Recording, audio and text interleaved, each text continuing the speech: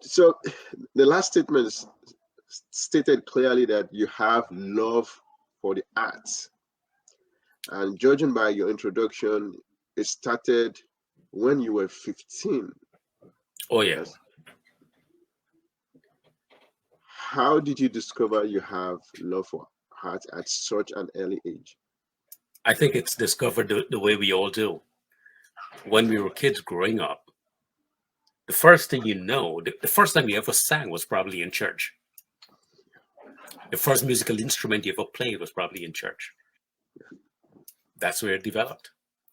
Wow. Because as a kid, you go to the church, you go to your temples, and you engage in your cultural activities, and your parents would push you to. If you're Christian, it'll be Sunday school. If you're um, Muslim or Hindu, it'll be whatever their version of Sunday school is, and then you participate.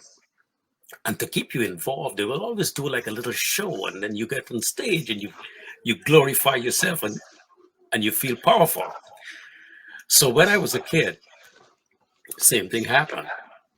And in 1977, the temple was doing a fundraiser. So they had this variety show, and I was cast to act in it. While I was on stage, in the audience, there was a gentleman from the movie company who was looking at it. And the next day, he took me to the movie company and says, this guy has a little bit of talent here. We should use him. And that was my introduction into that.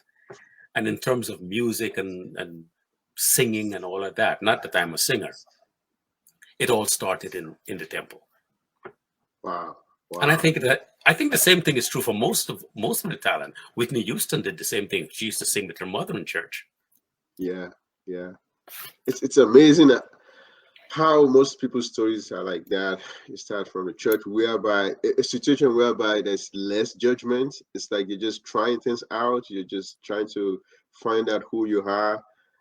But then when you get outside of that, it's when people start having a very high expectation of you and what Right.